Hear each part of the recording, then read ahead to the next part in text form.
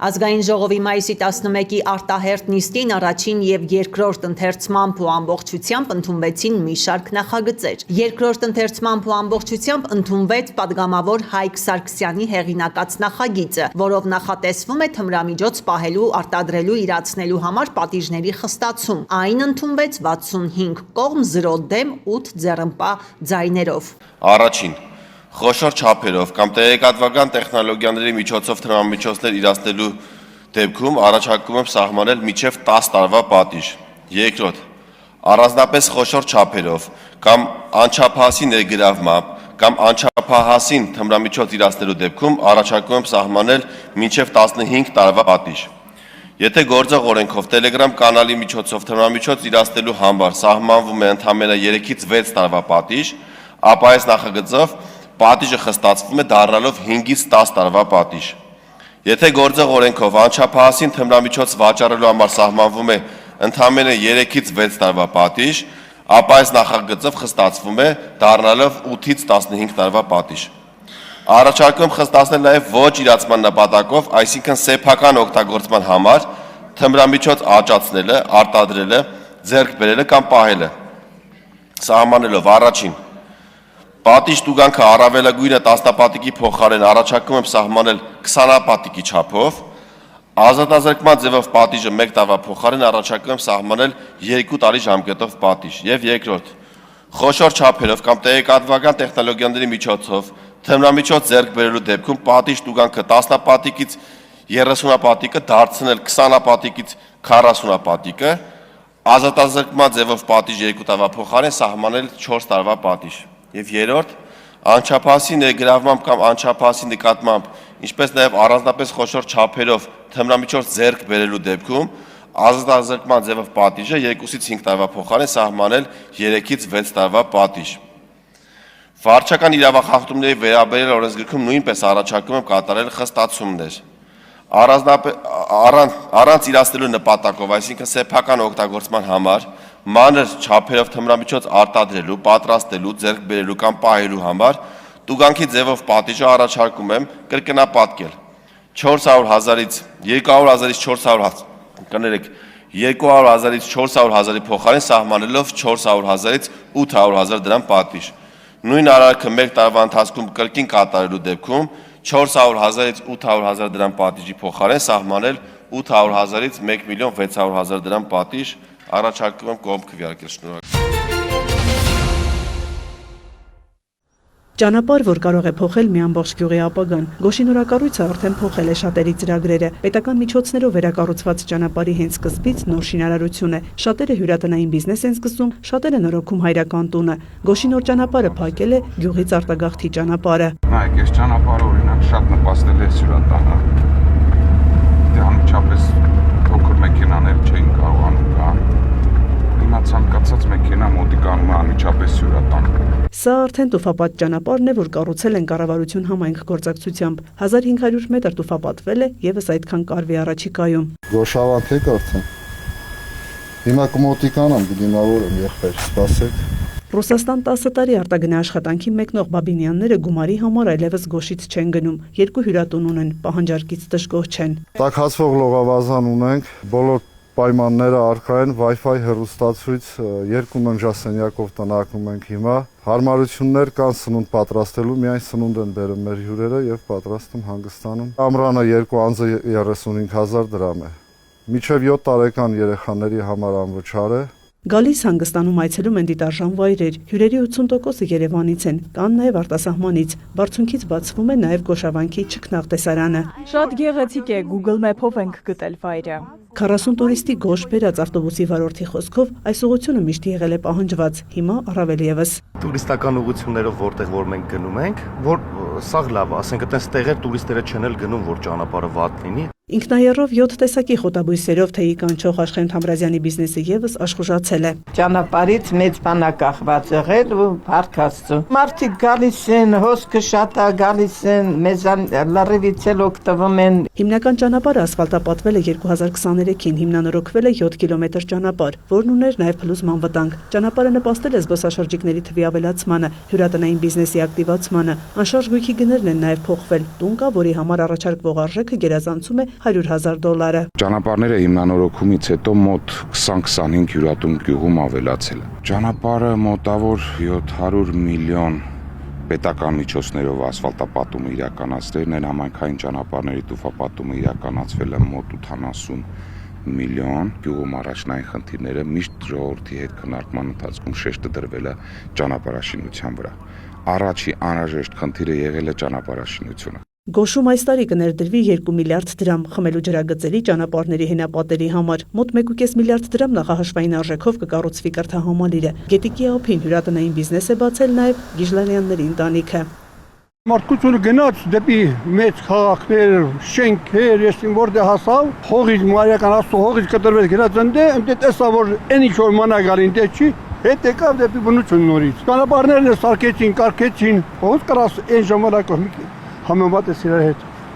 Շատ տարբերություն կա, շատ։ 2018-25 թվականներին կառուցվել է 4735 կիլոմետր ճանապարհ, ծախսվել 593 միլիարդ դրամ, ներառյալ սուբվենցիոն ծրագրերը։ Ճանապարհի տնտեսական արդյունքն է նաև, որ շարժը մեծացել է, բնակիչներն իրենց բերքը արագիրացնում են։ Հաղարծինի Սինդրիկ Նետիկին Թամարան Ժաննադարկի գիրքը կարդալուն զուգահեռ վաճառում։ Վերակառուցված ճանապարհին Օհանավանցի մրգավաճառի աչքն էլ վերևներին է։ Ձյունը հալվին նոր մարդիկ բնության գիրկը կգան, իր միրգն էլ կգնեն։ Խնձորը հեչ Գիլազի ծիրանի ժամանակն է լավ։ Գյուղի մեջի ճանապարհներն էլ են նորոգված։ Բոլորի հայատներով։ Տրասից մինչև սեք, եղմից մինչև գեղի գլուխն է թմալ։ Ուշիում եւս նորակառույց ճանապարհը տնտեսապես ուժեղացրել է գյուղը։ Ոդներս քարի չի կմնամ։ 2018-ին Արագածոտնի 8 համայնքում իրականացվել է 400 միլիոն դրամի սուբվենցիոն ծրագիր, 2025-ին 8 միլիարդ դրամի, 2026-ին նախատեսվում է մոտ 23 միլիարդ դրամի ներդրում։ Այս ճանապարհը, որ հիմա տեսնում ենք, սա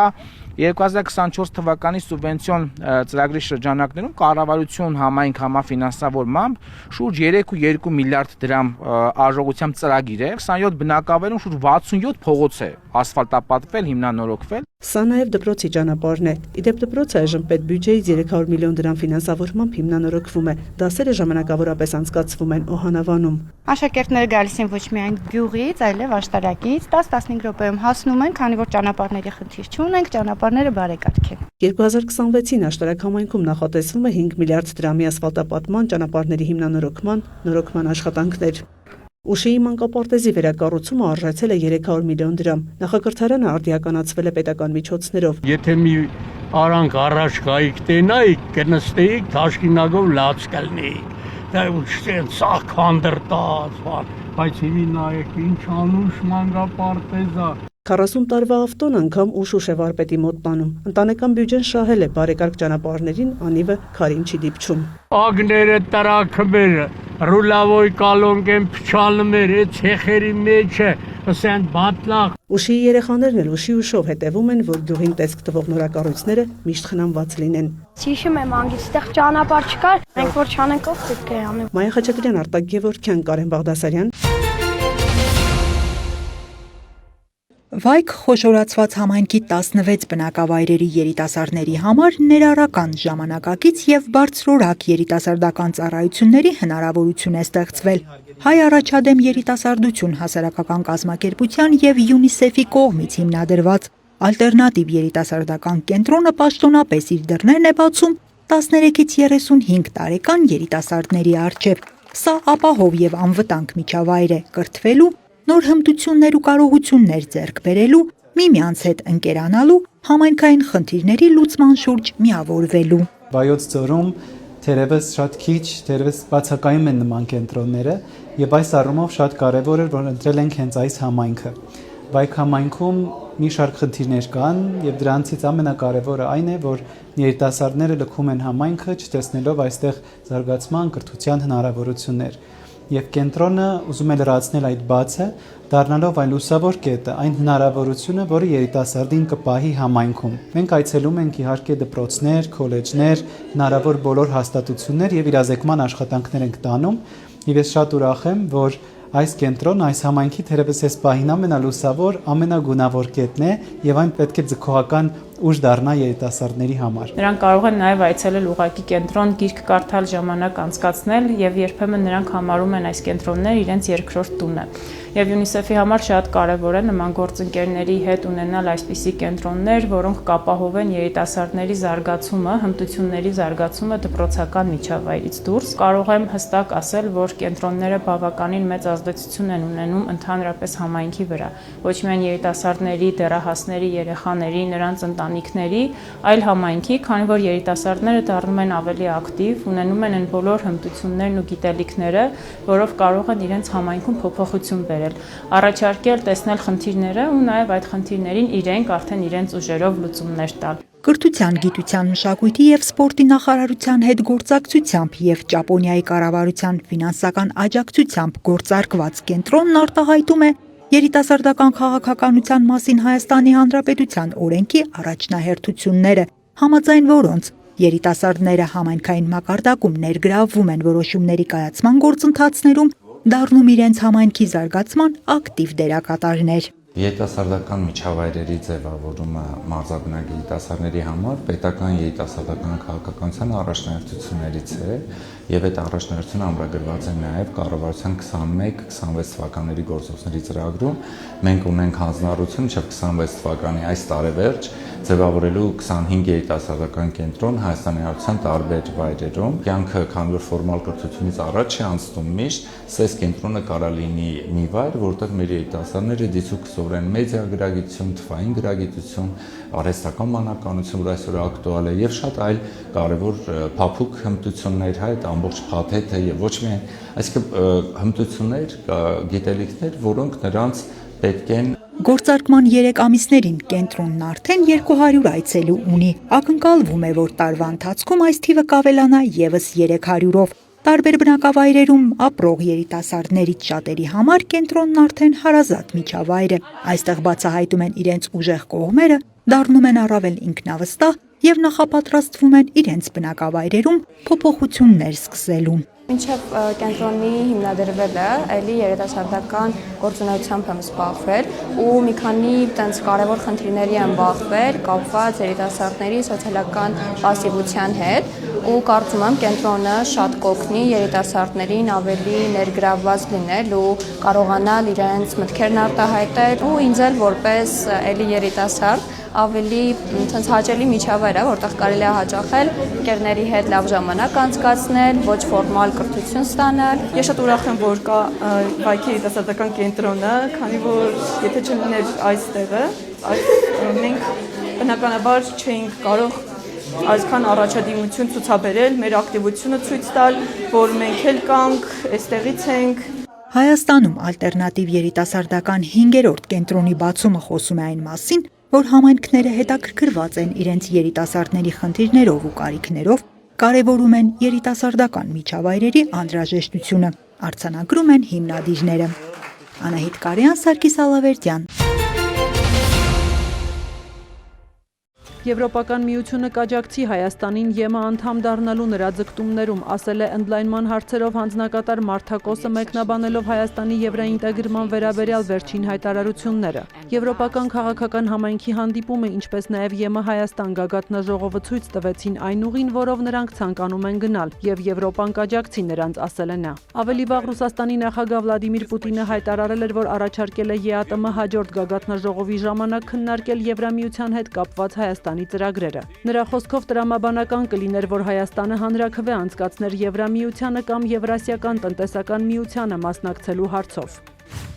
ԱՄՆ նախագահը մերժել է Իրանի պատասխանը հակամարտության ավարտին ուղղված ամերիկյան առաջարկին։ Այն ինձ դուր չի գալիս, բացարձակապես անընդունելի է, նշել է Դոնալդ Թրամփը։ Ըստ իրանական մամուլի Թեհրանի պատասխանը ներառում էր պատերազմի դադարեցում բոլոր ճակատներում, մասնավորապես Լիբանանում, որտեղ Իսրայելը շարունակում է պայքարը Հեզբոլլահ շարժման դեմ։ Թեհրանը նաև պահանջում է իրանական նավահանգիստների շրջափակման դադարեցում, հետագայում Իրանի վրա չհարձակվելու երաշխիքներ, պատժամիջոցների չեղարկում, իրանական նավթի վաճառքի արգելքի փոխհատուցում պատերազմի ընթացքում հասցված հարվածների համար։ Իրանը նաև ընդգծում է իր ինքնիշխանությունը Հորմուզի նեղուցի նկատմամբ։ Տարբեր հրապարակումների համաձայն ԱՄՆ-ն առաջարկել էր դադարեցնել մարտական գործողությունները նախքան ավելի վիճելի հարցերի, այդ թվում Իրանի միջուկային ծրագրի շուրջ բանակցություններ սկսելը։ Նաև նախատեսվում էր Իրանի կողմից ուրանի հարստացման կասեցում, Հորմուզի նեղուցի բացում, առաջարկվում էր ամերիկյան պատժամիջոցների չեղարկում եւ իրանական ակտիվների ապասառեցում։ Թրամփի կողմից իրանական պատասխանի մերժումը հանգեցրել է նավթի գնի աճի շուրջ 3%-ով։ Brent տեսակի նավթի գինը հասել է 1 բարելի դիմաց $104.5, իսկ ամերիկյան WTI տեսակի նավթի գինը գրեթե $98.5։ Իսրայելի վարչապետ Բենյամին Նեթանյահուն հայտարարել է, որ Իրանի դեմ պատերազմն ավարտված չէ։ CBS News-ի հետ հարցազրույցում նա նշել է, որ պատերազմի միջոցով հնարավոր է եղել շատ բաների հասնել, բայց կան չլուծված հարցեր։ Դեռ կա հարստացված ուրան, որը պետք է դուրս բերվի Իրանից։ Դեռ կան հարստացման կայաններ, որոնք պետք է ապամոնտաժվեն, կամ պրոքսիներ, որոնց Իրանն աջակցում է։ Նրանք դեռ ցանկանում են բալիստիկ հրթիռներ արտադրել, ասել է Նեթանյահուն։ Նա նշել է, որ հարստացված ուրանը վերցնելու լավագույն միջոցը դիվանագիտությունն է, բայց նաև չի բացառել ուժային տարբերակը։ Նեթանյահուն հավելել է, որ չի համաձայնի դադարեցնել Հզբոլահի դեմ ռազմական գործողությունները որպես Իրանի հետ կնքված համաձայնագրի մաս։ Նա միևնույն ժամանակ նշել է, եթե Իրանը զգալիորեն թուլանա կամ տեղի ունենա իշխանափոխություն, ապա դա կլինի լիբանանյան Հզբոլահի, պաղեստինյան Համասի եւ Եմենում գործող հութիների վերջը։ Նեթանյահուն նաև հայտարարել է, որ Իսրայելն առաջիկա 10 տարվա ընթացքում աստիճանաբար պետք է լիովին հրաժարվի ԱՄՆ-ի ռազմական աջակցության ֆինանսական բաղադրիչից։ Նրա խոսքով այժմ Իսրայելը Վաշինգտոնից ստանում է տարեկան $3.8 միլիարդ։ Գերմանիայի պաշտպանության նախարար Բորիս Պիստորիուսը ժամանել է Կիև։ Նա հայտնել է, որ ուշադրության կենտրոնում կլինի ժամանակակից անօդաչու համակարգերի համատեղ մշակումը։ Պիստորիուսի խոսքով ՆԱՏՕ-ի եվրոպական երկրները դեռ զգալի խնդիրներ ունեն նման անօդաչուների մշակման գործում եւ ցանկանում են օգտվել ռազմադաշտում ուկրաինացի զինվորականների փորձից։ Միևնույն ժամանակ Ռուսաստանը եւ Ուկրաինան իրար մեղադրել են երրորդյա հրադադարը խախտելու համար։ Ռուսաստանի պաշտպանության նախարարությունը մայիսի 10-ին հայտնել է հրադադարի ռեժիմի ավելի քան 16000 խախտում արձանագրելու մասին։ Բելգորոդի մարզում կան վիրավորներ, գերատեսչությունը հայտնել է, որ ռուսական ուժերը պատասխան միջոցներ են ձեռնարկել։ Իր հերթին Ուկրաինան հայտնել է, որ ռուսական ուժերը հարվածել են Դնեպրոպետրովսկի, Զապորոժիեի, Դոնեցկի եւ Խերսոնի մարզերին։ Կան վիրավորներ, Զապորոժիեում 1 մարդ է զոհվել։ Միևնույն ժամանակ գերիների փոխանակման շուրջ քննարկումները շարունակվում են։ Ուկրաինան ռուսական կողմին է տրամադրել 1000 հոգուց բաղկացած ցուցակ։ Ավելի վաղ Միացյալ Նահանգների միջնորդությամբ հայտարարվել էր երրորդյա հրադադար, որի ընթացքում նախատեսվում է 1000-ական ռազմագերու փոխանակում։ Չինաստանի արտգործնախարարությունը պաշտոնապես հաստատել է, որ ԱՄՆ նախագահ Դոնալդ Թրամփը պետական այցով երկրում կլինի մայիսի 13-ից 15-ը։ Սա ԱՄՆ նախագահի առաջին ուղևորությունն է Չինաստան 2017 թվականից ի վեր։ Թրամփի այցը նախատեսված էր ապրիլի սկզբին, սակայն ուղևորությունը հետաձգվել էր Իրանի դեմ հակամարտության պատճառով։ Նախատեսվում է, որ Թրամփն իր չինացի գործընկեր Սի Ցինփինի հետ կքննարկի Իրանի, Թայվանի, արհեստական բանականության եւ միջուկային զենքի հետ կապված հարցեր։ Սյուզաննա Չրաղյան։